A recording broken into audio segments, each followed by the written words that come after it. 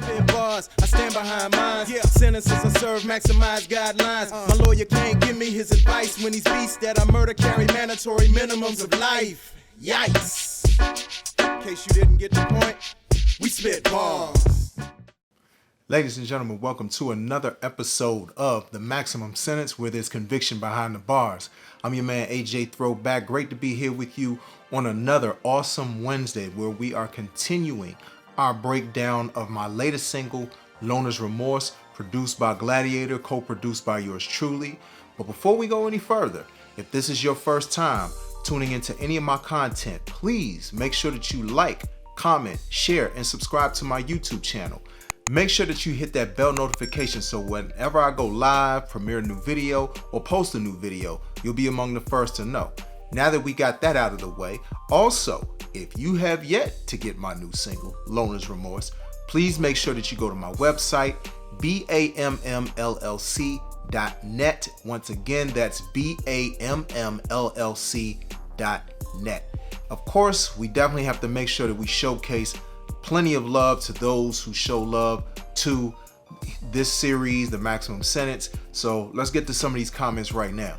So shout out to my brother, Marchello Bradley of What's Up With You. If you're not tapped in with his channel, please make sure that you do so. This is actually in response to episode 7 of The Maximum Sentence, so going back 2 episodes. So he says, another great breakdown. I especially enjoyed listening to you talk about how you weren't good at joning.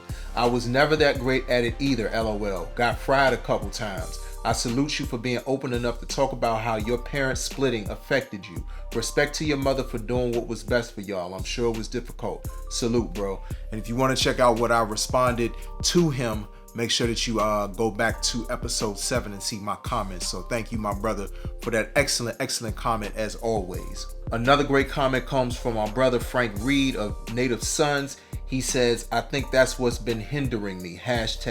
#environment. And like I said to him, a lot of times environment is one of those things that can either foster growth or hinder growth, especially from an artistic perspective. So thank you very much for your comment. Shout out to Osa The Healer, who said, I feel you. Desperation breeds creativity and innovation. I love what you're sharing. Bless up. And thank you so much, my brother, for that great comment.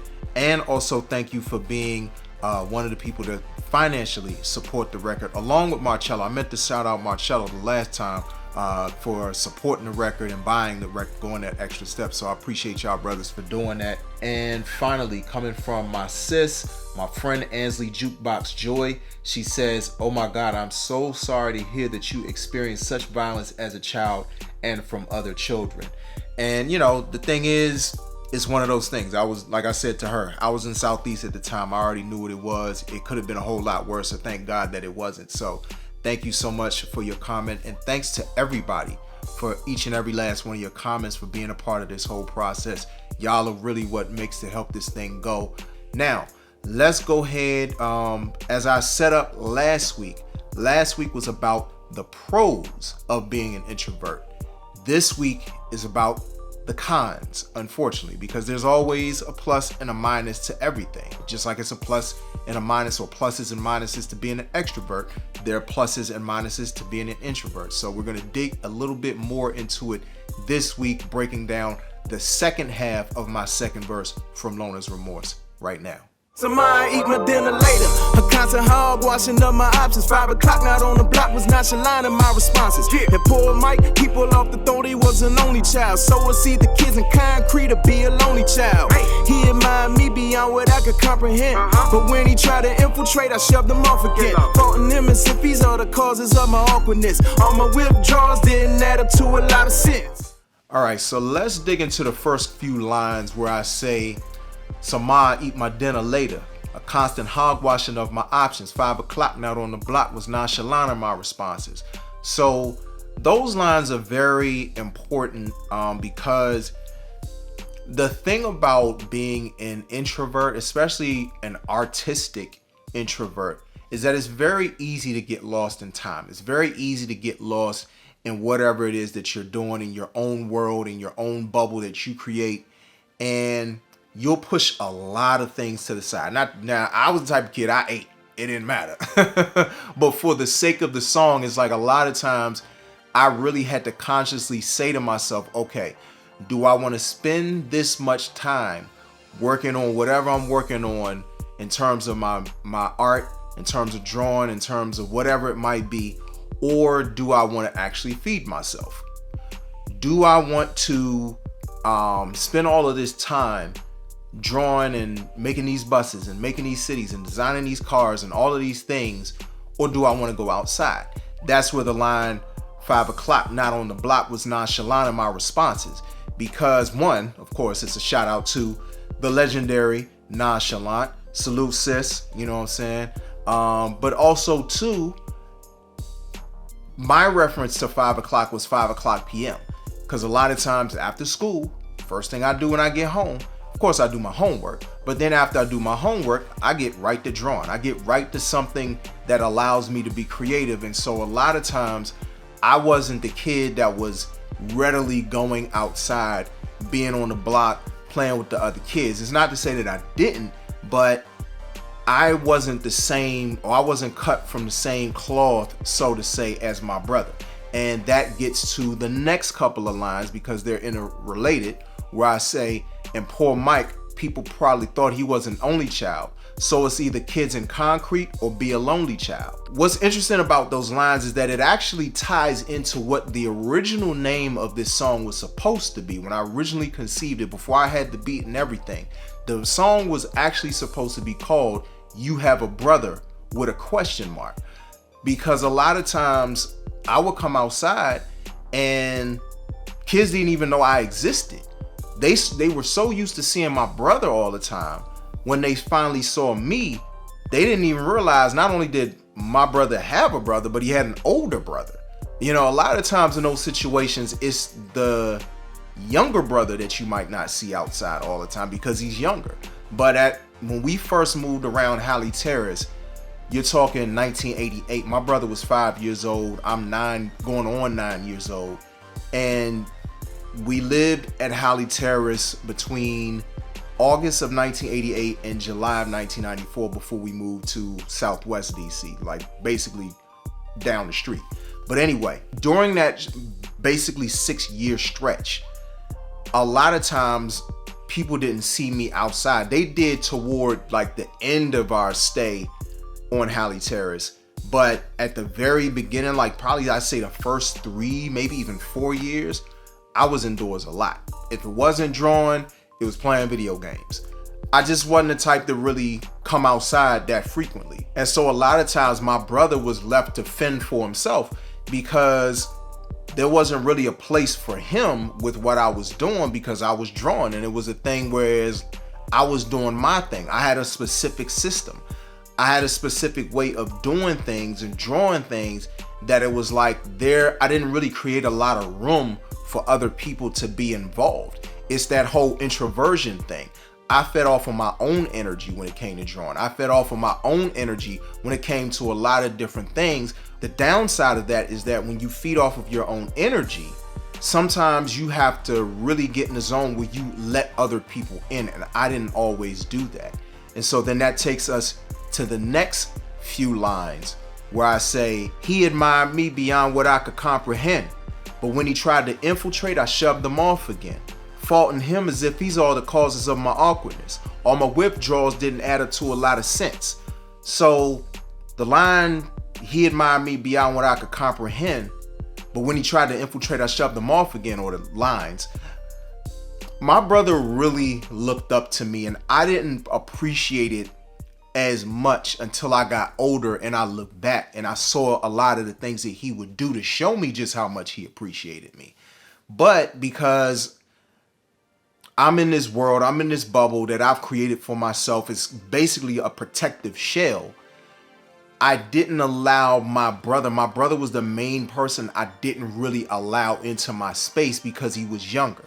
And so a lot of times I would feel like because he was younger, he didn't have the same amount of care for what I was doing that I did. But I didn't realize just how much that he did have a certain level of care because I was his big brother, or I am his big brother. But specifically speaking about that time, I was his big brother. I was the main figure male figure that he saw that was older than him. My dad was around, but he wasn't around. So he saw me more than he saw anybody else in terms of an older male figure. And the downside of that is that I wasn't always warm and welcome. It's not to say that I just completely shoved my brother off all the time. We had plenty of times where we played together. You know, we would play video games. We would just do little pillow fights around the house. I would come outside, play football in the street. We'd go places, whatever it might be. But then I still had my moments where I needed it to myself. And it was hard to get him to understand, especially him being 4 years younger than me. It was hard to get him to understand sometimes that it was like, okay, I can't play with you right now because I got what I got going on. I'm in my zone, and I know that if I get taken out of my zone, it's hard for me to get back in it. Even though with art and drawing, it was a whole lot different than say what it is with music. I could get into an art groove a lot easier than I could with a music groove. But still with creativity, there's a continuity that you often need in order to feel like you're being productive. And when that continuity gets broken, sometimes it's hard to regain that momentum. But I was young. I didn't understand that that's life. That happens. Sometimes you have to stop and smell the roses, so to say. But I didn't do that often enough. And my brother, unfortunately, was one of the casualties of war, so to say. Then I get to the lines where I say faulting him as if he's all the causes of my awkwardness. All my withdrawals didn't add up to a lot of sense. I would take out a lot of what I dealt with going back to the previous episodes, like thinking about the fact that my parents split, eventually divorced, thinking about how all of these kids weren't necessarily kind to me, thinking about third, fourth, fifth grade, fourth being the worst. Instead of taking my frustration out on these kids, or instead of taking my frustration out where it needed to be taken out on, or who it needed to be taken out on, I unfortunately took it out on my brother a lot of times. So it was like, basically like, leave me alone. And to this day, I feel bad about that, if I'm being completely and totally honest. I think I feel bad about it because I feel like I could have been a better big brother to my brother at that time. Not to say that I was like the worst big brother there ever was, but I definitely wasn't the best big brother there ever was either. I could have done a lot better by my brother at that particular time, because when I really think about it, those were granted, those were my formative years as well, but those were even more of his formative years. So thinking about that period between when we first got to Halle Terrace, he was 5, I was 8 going on 9. Then when we moved from Halle Terrace, he was 10 going on 11. I was 14 going on 15. Those were some serious years that he needed me to be a little bit warmer, a little bit kinder, a little bit more gentler with him, especially being probably the most stable male figure in his life at that time, other than say some of our other male relatives and on both sides of our family. Like I said, I really a lot of times look back on that time as missed opportunities to be a better big brother, especially now because my brother, and this is something I feel like I don't tell my brother this enough, but my brother, he lives in New Jersey with his family, and he's lived in the Philly, Jersey area for the past going on 17 years now. And again, I don't say this enough to him, but us getting older and us maturing and me trying to be a kinder big brother to him, especially like once I got to high school, I feel like our relationship improved. And it's not to say that we had this terrible, contentious relationship. We didn't. But again, I feel like I could have been a better big brother to him. But once I got to like high school, once I got to college, I think I softened up a lot, and I was really proud of my brother. I am proud of my brother to this day. It's funny because I go back to the line where I say he admired me beyond what I could comprehend, because now the tables have turned, and I know that he still admires me because I'm his older brother. But I look at all the things that he's doing. I mean, he works for the Philadelphia 76ers. He has this awesome family, a great wife, great kids, 2 awesome, talented daughters, a talented son. I mean, he just really has, and I'm sure his life isn't perfect, but he's doing so many great things in his life that I've come to admire him so much. And in a lot of ways, I look up to him. Like I said, there are a lot of times where I just really long for his presence. It's just one of those things where introversion and being within yourself, operating within yourself, it's a very slippery slope. Because on one hand, it's awesome that we as introverts can draw from within ourselves in order to get energy, in order to get inspiration, in order to get whatever it is that we need in order to function. Whereas extroverts, they have to grab from other people in order to feel energized, in order to feel like there's a sense of normalcy. But the downside for us introverts is that we depend a little bit too much on self. We draw a little bit too much from ourselves, and we don't often give enough of ourselves to the world or to other people or to the people who need it the most. A lot of times there is no delineation in terms of who's on our side or who's in our corner or who we connect with. It's basically like, we don't mean to be this way, but a lot of times it can be us against the world.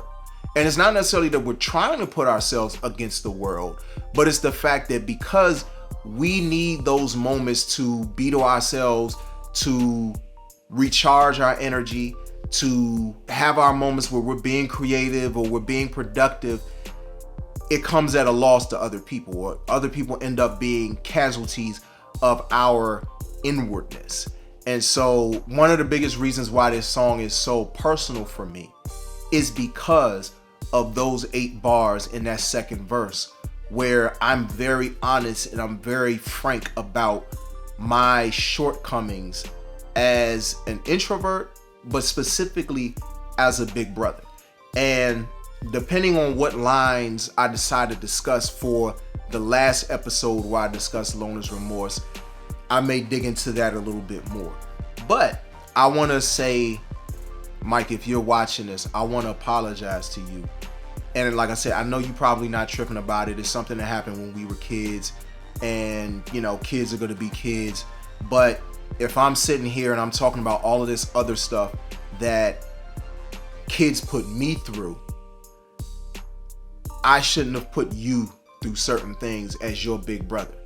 And I don't know how it may have affected you. I don't know if you even think about it, but I just want to be transparent and apologize to you publicly for not being the absolute best big brother I could be to you, especially with everything that we were dealing with at that particular time. Because as hard as it was for me, I'm sure that there was a certain difficulty for you. Now, granted, I know you and your memory, sometimes you don't be always remembering a whole bunch of stuff, and I'm probably telling you certain things that you may not even recall, but I recall those things. I remember those things, and I want to let you know that I appreciate how much you looked up to me, how much you admired me, and I apologize for not appreciating that enough when we were kids, and just charge it to the fact that I was a kid, that I was going through a lot. Frankly, I was angry at the world and didn't realize how angry at the world I was. But I love you, I miss you, and I'm just proud to call you my brother. So that's that right there. Now, as we move on to the last episode next week of the third verse of the Maximum Sentence, I want to open this up to you all. If there are a couple of lines, a particular part, it could be 8 bars, it could be 4 bars, it could be 2 bars, whatever it is. If there's a certain part of the third verse that you specifically, you as the watcher, you as the consumer of this series, you see or you hear that you want me to break down, please let me know. You can shoot me an email, info@bammllc.net. Once again, that is info, info, @bammllc.net. Shoot me an email. Let me know which bars resonate the most with you in the third verse, or you could drop a comment right here and I will break down your specific choice of bars. If you don't have the single, because I'm talking about it, if you don't have my latest single, Known as Remorse, produced by Gladiator, co-produced by me, please make sure that you go to my website, BAMMLLC.net. Once again, that's BAMMLLC.net. From there, you can go to your favorite streaming service, except Spotify, because I've pulled all of my music from Spotify. You all know why. You won't go there. Or you can connect with my Bandcamp page, because I know a lot of people have bought the single from Bandcamp. That Bandcamp is ajthrowback.bandcamp.com. Once again, that's ajthrowback.bandcamp.com. Whether you're a buying person, I appreciate every purchase so far. The sales have picked up, and I hope to continue to see more sales pick up. But if you are a streaming person, this is the only thing I ask. Please listen to the song in full, and please add it to a playlist. Thank you very much in advance, and I appreciate everybody's support thus far. Of course, if you've been watching this far and you haven't done this one step, I need you to do this one thing for me, please. Like, comment, share, and subscribe to my YouTube channel. Please hit the bell notification so that whenever I go live, premiere a new video, or post a new video, you'll be among the first to know. And if you're not already following me on social media, you can hit me up, Facebook, Twitter, at AJThrowback. But if you're an Instagram, TikTok person, I'm on those platforms as well, at A.J.Throwback. And in the next couple of weeks, I'm going to be announcing something else connected to my brand. So you definitely want to make sure that y'all stay tuned for that. Before I go any further, one last thing. Tomorrow, because I put an announcement about this on my Instagram page and all of my social media pages. Tomorrow, the pre-sales start for my EP, my debut EP, The Late Bloomer. The pre-sales start tomorrow. Guaranteed it's going to start tomorrow on Bandcamp, on my Bandcamp page. So once again, go to my Bandcamp page, ajthrowback.bandcamp.com. The beautiful thing about the pre-sale on Bandcamp versus the other platforms, the digital streaming platforms or the digital media platforms, with Bandcamp, check this out. If you buy my album from, or my EP from Bandcamp, guess what? Y'all are going to get 4 bonus tracks that you're not going to be able to get from anywhere else. You're not going to be able to get it from the digital streaming platforms. You're not even going to be able to get it from my website. I'm making this a Bandcamp exclusive.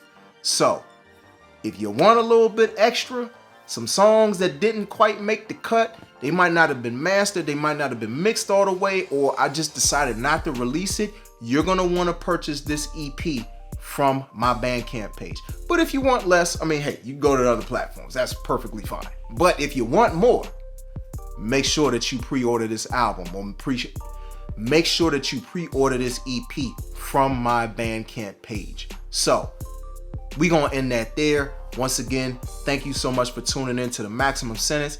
I've been your man, AJ Throwback. I'm gonna see y'all next week. Enjoy the rest of your week and your weekend. And until then, y'all be easy. Peace. To myself, some most comfortable results. Was homeless as a loner, now I'm living with remorse. Yeah, I was homeless as a loner, now I'm living with remorse.